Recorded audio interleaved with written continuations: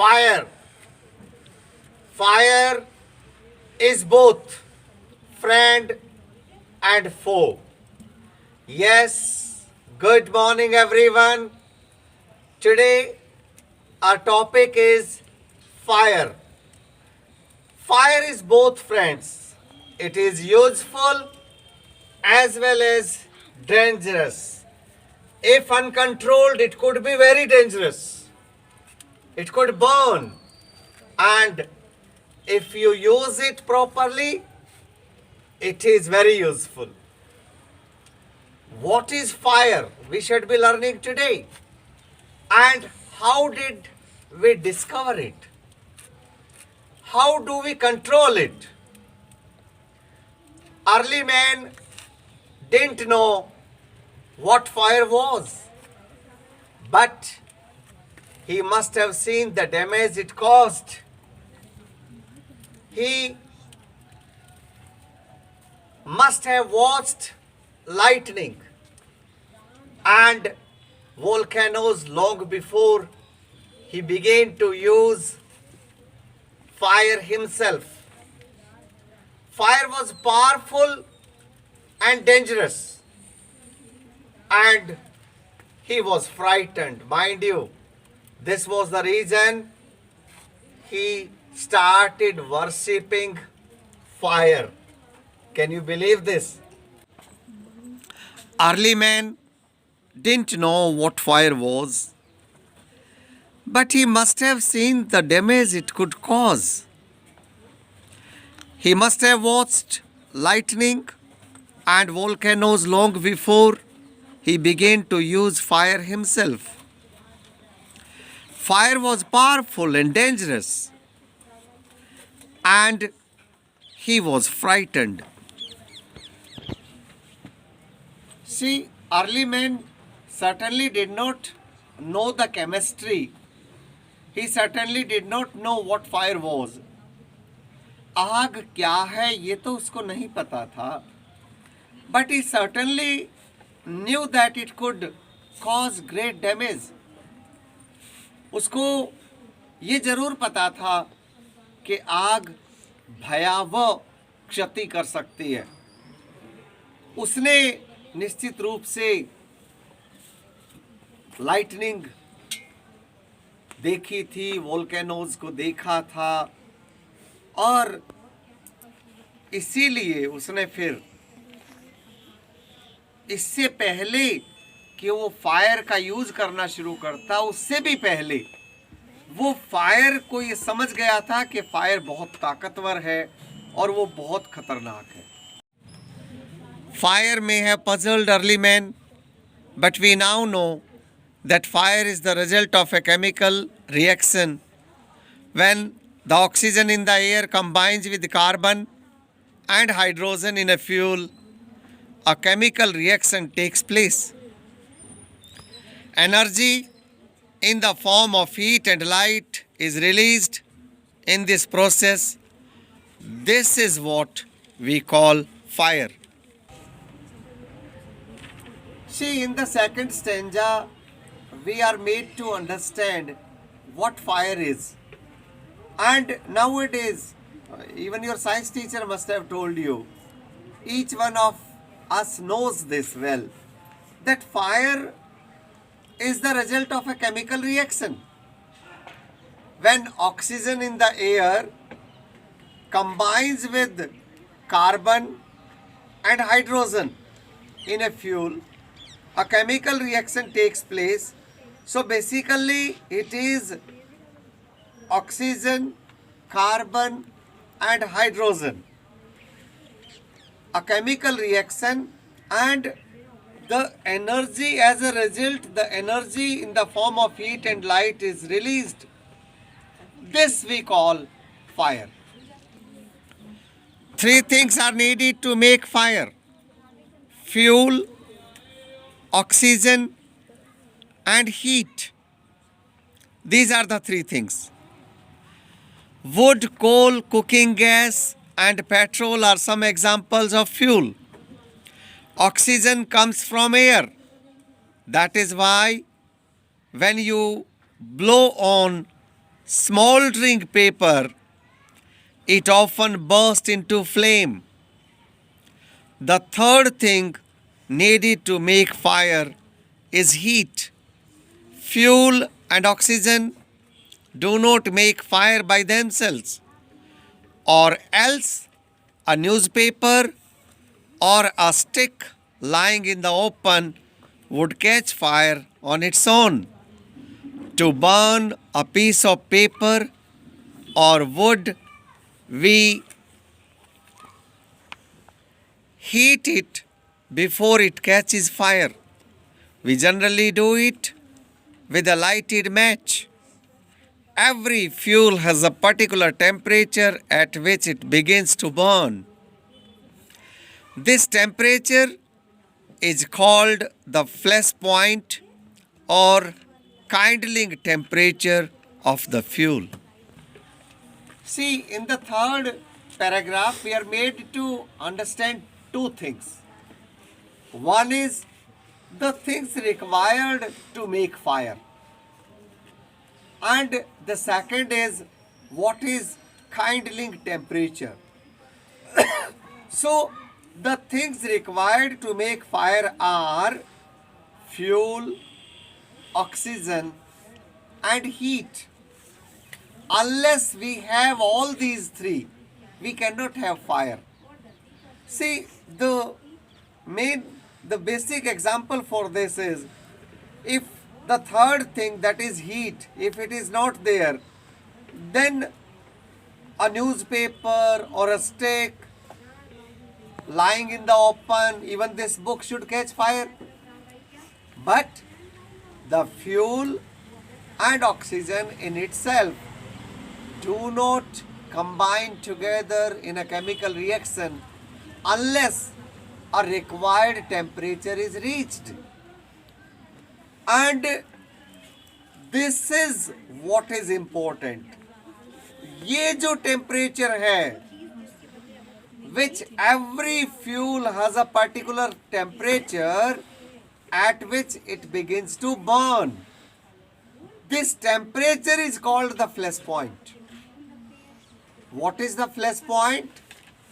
See, every fuel has got a different temperature at which it starts burning.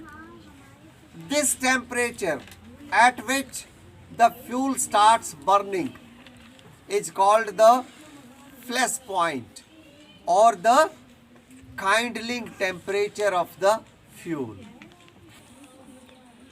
It is sometimes said that fire is a good servant but a bad master.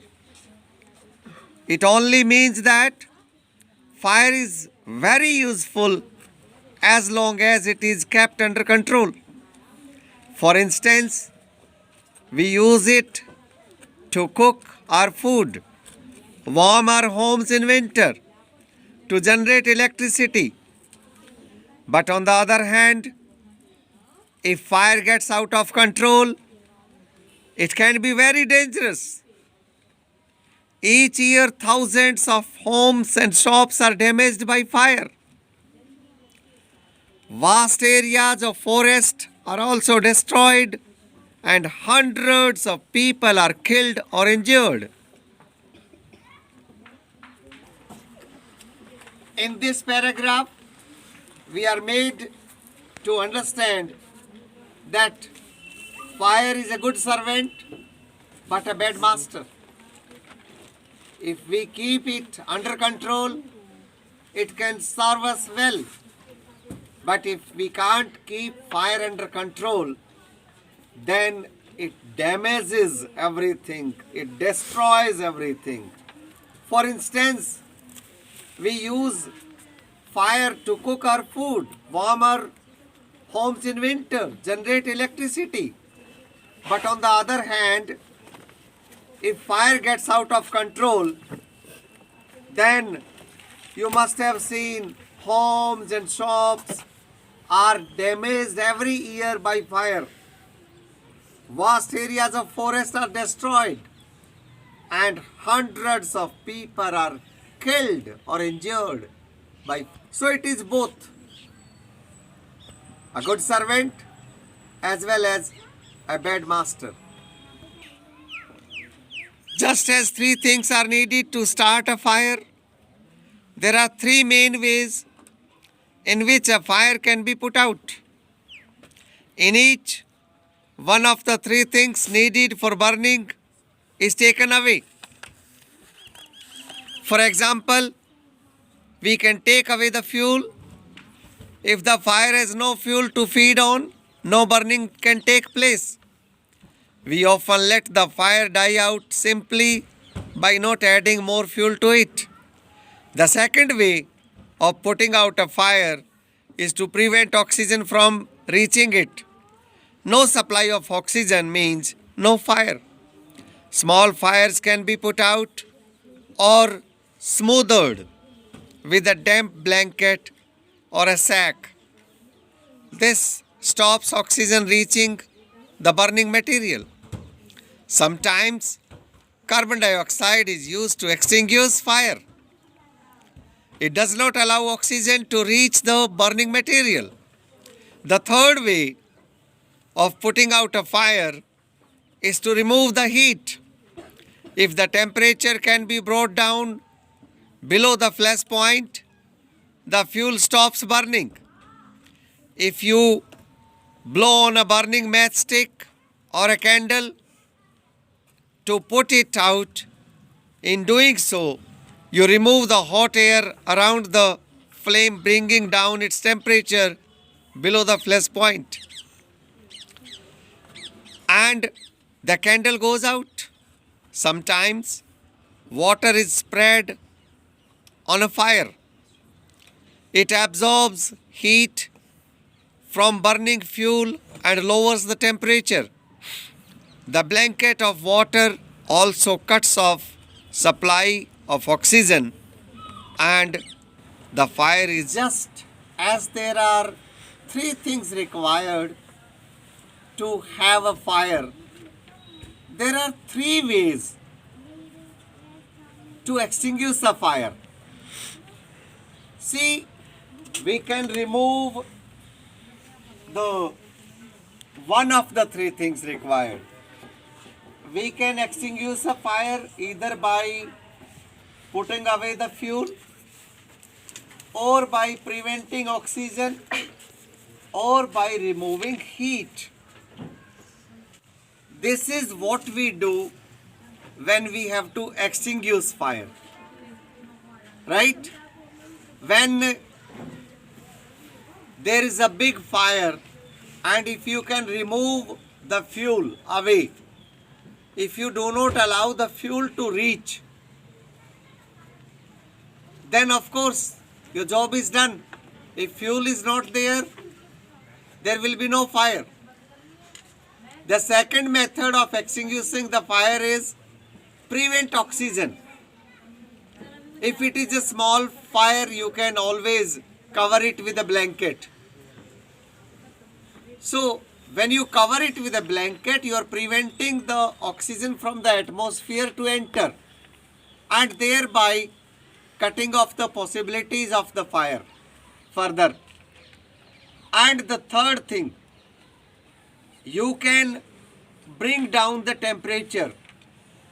The temperature can be brought down by pouring a lot of water on the fire, so that the required, the kindling temperature is not reached. Just now we talked about the kindling temperature, what a kindling temperature is. The temperature required for a particular fuel to ignite, that is called the kindling temperature. Right? See, just have a look here. I am going to extinguish this candle. Have a look.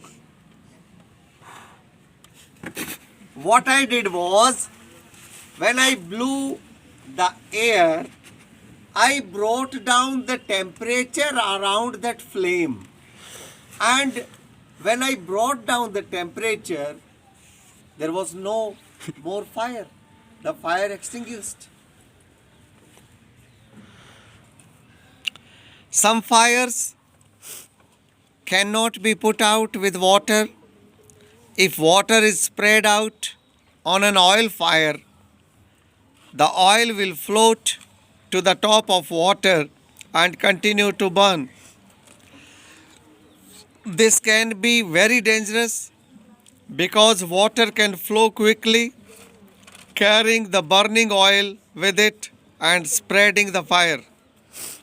Water should also not be used on fires caused by electrical appliances. The person spraying water might receive an electric shock and be killed. A carbon dioxide extinguisher is the best thing to fight an electrical fire. We spend millions of rupees each year in fighting fires. We spend more trying to find new ways of preventing fires from happening and getting out of control. On the whole, we have learned rather well to control fire and put it to good use in our everyday life. See, basically, we use water to bring down the temperature. But there are two things which we must remember. We cannot use water over petroleum fire